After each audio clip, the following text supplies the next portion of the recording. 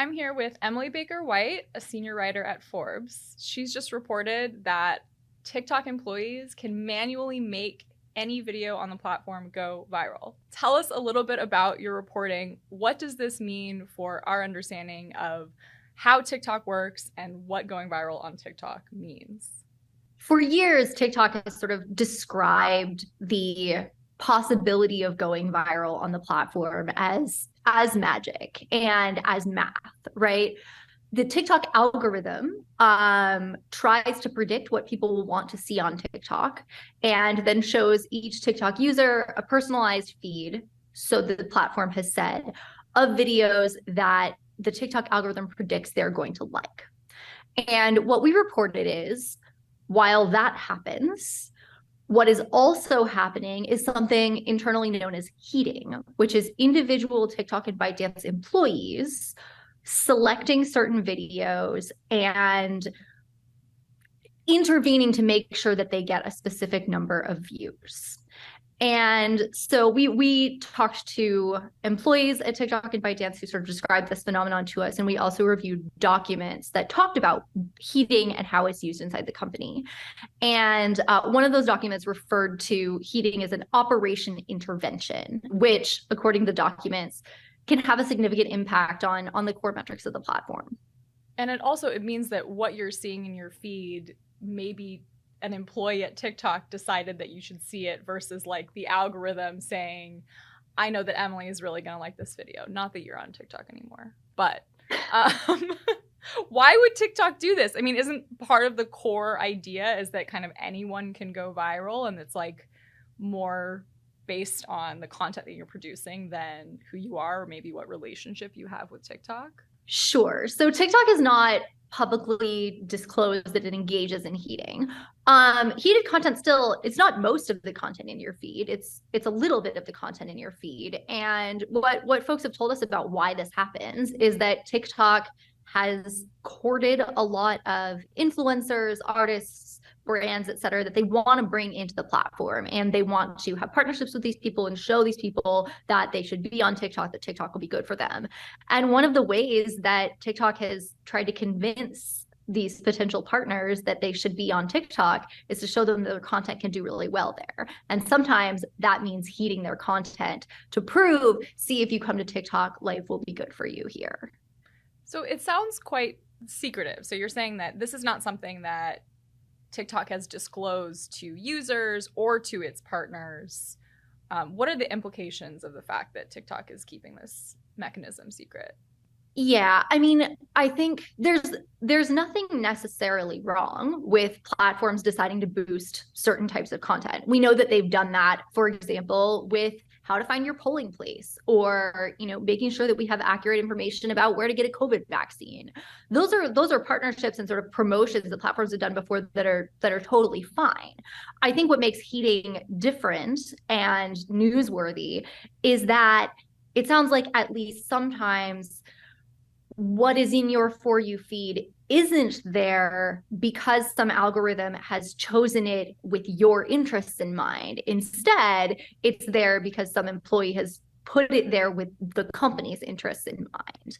And to the extent that TikTok is sort of picking winners and making some videos successful, on some level, those videos are being propped up at the expense of other videos that don't have someone inside TikTok saying we should heat this. Do we know any examples of specific videos that have gotten this treatment or specific accounts that have been heated? I can't share specifics on that, but I do know that partnerships with NGOs, I believe, have been heated, and partnerships with artists that the company was courting have been heated.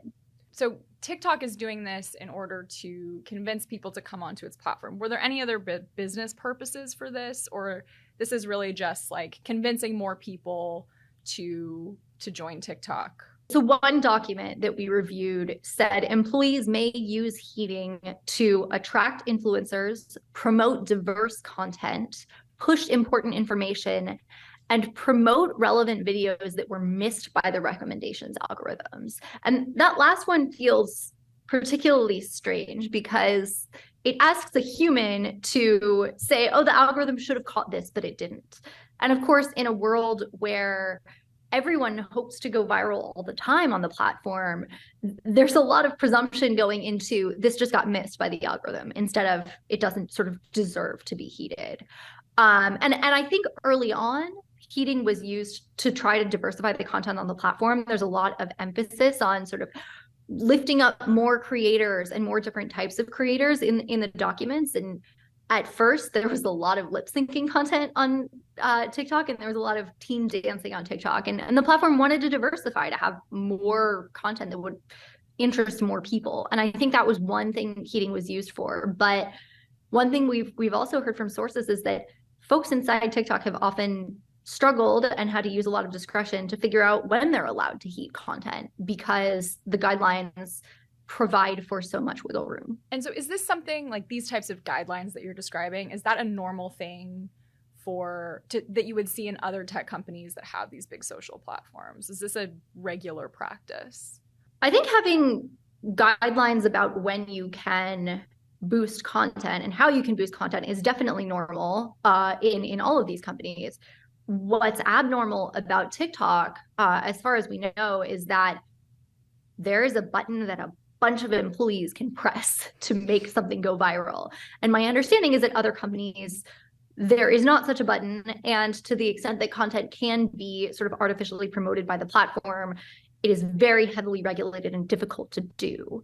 And what makes heating interesting to me, one of the reasons that heating is interesting to me, is that so many individual employees at TikTok and ByteDance have had the discretion to make these decisions. And it doesn't necessarily seem like there's some central clearinghouse that makes sure that heating decisions are made internally consistently. So we're in a moment where there is a national conversation and lawmakers in the Senate and the House are talking about banning TikTok. It's been banned on government phones, and a lot of state governments are rallying around banning it on state devices. What does this conversation about heating and these revelations that TikTok employees can kind of press a button and make anything go viral, what does that mean for the questions around TikTok being a national security risk? We don't have any direct evidence that heating has been used to try to influence public discourse or civic discourse in the United States, but it is absolutely a thing that could be used to try to influence public discourse in the United States.